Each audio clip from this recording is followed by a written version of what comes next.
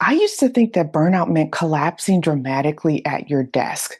Yeah, extra fried and crispy. But no, for me, it looked like snapping at my husband for rearranging that drawer in the kitchen that's filled with junk. What do they call it? The kitchen junk drawer? Yeah. He did that, and for some reason, I just lost it. That was my wake up call. And if you've ever been stuck in the push, crash, recover, repeat, push, crash, recover, repeat, I can't even say it.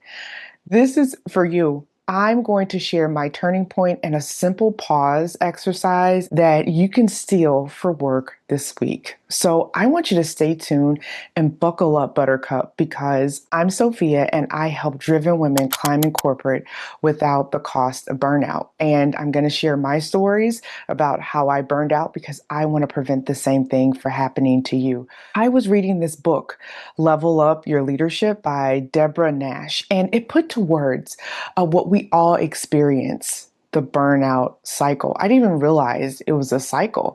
But yeah, it was a pattern. I would push past my limits, I would ignore signals, crash hard, and then recover just enough to repeat again. And I can tell you, I can remember one day when it happened. It was day 3 of my new job, and I was eating a granola bar in the dark. Yeah, the office lights, they had automatically shut off at 7 p.m. And apparently the building, expected everyone to have left for the day. But I was still working, and everyone else on my team, they were smart enough to go home. But I said, you know what? I'm going to push past my personal limit, past the sun setting, past the building lights going off, past the AC kicking off, the air conditioning unit kick off, and I'm going to ignore all these signals around me, the hunger, and I'm just going to keep going. And there I was alone, sitting in silence, calling a sad granola bar dinner and telling myself, hey, this is just what dedication looked like. But that should have been my signal to stop, to pack up and go home. But and it's like literally the building lights turned off around me. My stomach was growling because I'd skipped lunch. And the fact that I was the only person left, it didn't tell me to stop. It told me keep going. Because instead of listening to those signals, I pushed past them. I continued to ignore them. And I convinced myself that this was normal, that this is just how you prove yourself in a new role. I ignored my body telling me, like, go home. My mind was telling me this wasn't sustainable, and my gut was telling me something was wrong. I didn't just push past my limits, I just called it being committed. And that pattern, ignoring every reasonable boundary, every physical signal, every internal alarm, it became my blueprint for the next several months until I eventually crashed hard. And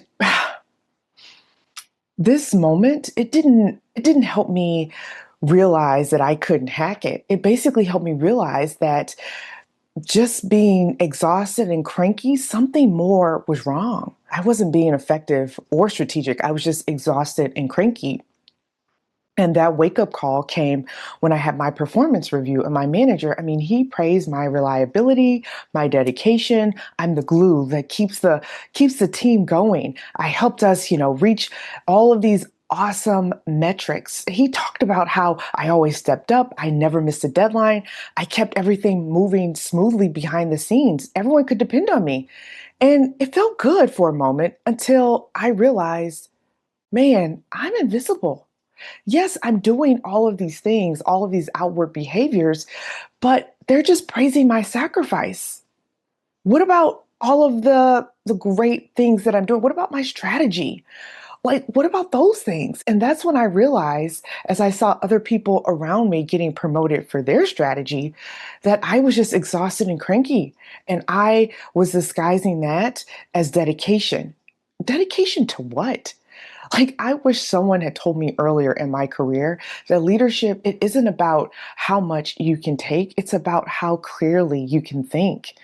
And let me tell you, when you're running on caffeine and fumes, you're not thinking clearly. So There's a pause protocol that I want to share with you. And first, what we're going to do is we're going to name the signal. What are you feeling in this moment, right? It's kind of like doing a body scan. I'm foggy, I'm edgy, I'm over checking my emails. And then I want you to label it. Okay, why am I doing this? I think this will make me look uncommitted if I don't show up, if I don't answer every email as quickly as it comes in. So, yeah, that's why I'm edgy. And then I want you to choose one small step. I want it to be imperfect, but something to help you either set a boundary, renegotiate your time and energy, or recovery. I'll give you an example, right? It's 8:30 p.m. on a Tuesday. You're still sitting at your laptop because responding to emails that came in after 6 p.m., like that's your default, that's your go-to. Your eyes are burning because you haven't really blinked. You're just in go mode, getting it done. And dinner, it's an afterthought, right? I'm going to crank through this. I'm in deep work mode. I'll get to it when I can. If you think about it, you've checked your phone about 47 times in the last hour. Yeah, 47, right? Because you're checking notifications, you want to make sure you're not missing anything, and you know there's a client presentation tomorrow. And your boss just sent you three quick questions that you're convinced need answers tonight. So let's walk through it, right? You're foggy. I've read that same email 4 times and I still don't know what it's asking, who's asking what, but I know it's got to get done. So that means I'm also edgy. I just got irritated when I heard my stomach growl again. And what else? What am I doing? I'm over checking my emails. Every notification, it just feels urgent, even if it's just a calendar reminder. Like, what's going on? Now I want us to label the story. If I don't respond to these emails right now, what's going to happen? Yeah, my boss is going to think I'm not committed to this client. My boss will think that I left things go until morning and assume that I don't care as much as my other colleagues, right? Who are probably also working late. And I'll look like I'm not leadership material if I don't keep pushing through. Right? These things sound like what you're hearing in your mind. I know I'm right. In fact, put comments below about other things that you hear in this moment because this is what I live, right? 8:30, checking emails because you want to be dedicated, you want to be seen as a leader.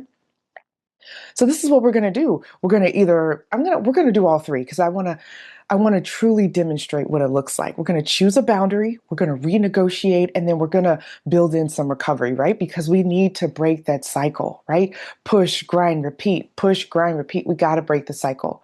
So the boundary is I'm closing my laptop. It's 9 p.m. It's late. Even the owls are about to come out, right? I will address these things first thing in the morning, but I do need to get rest so that way I can have fresh eyes and a fresh perspective, right? Because we've already identified that checking all these emails and rereading it and even rereading the copy or the work that you put together, you're not finding any gaps. So that means you're not as sharp as you could be.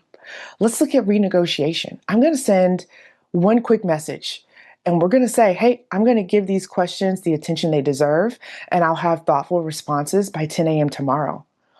Look, your boss knows that you will look at the emails when you can. You've given him or her a time deadline so they know that you haven't forgotten.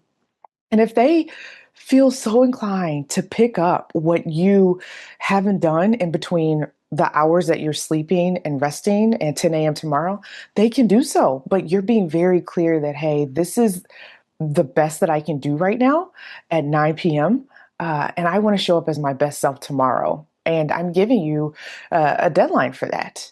Now, what does recovery look like, right? So I'm going to take 10 minutes to go eat something. I'm going to step away from my computer. I'm going to stretch and I'm going to reset before I tackle these things because I want to attack it. I want to look at my deliverable with clarity instead of panic. Right? So again, instead of just doom scrolling on your phone, we're actually going to change our environment. We're going to recover. 10 minutes to eat, stretch, reset. All these things are doable, but we have to get up and take action. How does that feel? Do these things feel doable? I know they do. It's just we have to break the cycle to know that it's possible because otherwise, what are we going to do? We're going to keep crashing and burning, and The goal isn't to crash out. When I was in my cycle or my season of burnout, my world was so small. I didn't even realize that I had choices, that I could choose how I showed up.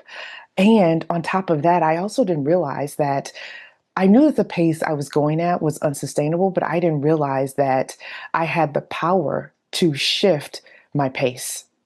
So here's a script that literally saved me from drowning in requests, right? So instead of saying, "Yeah, I can take that on," I want you to say, "Yes, I can take that on, but if we want this done next week, I'll need to pause on X." So which one is more critical?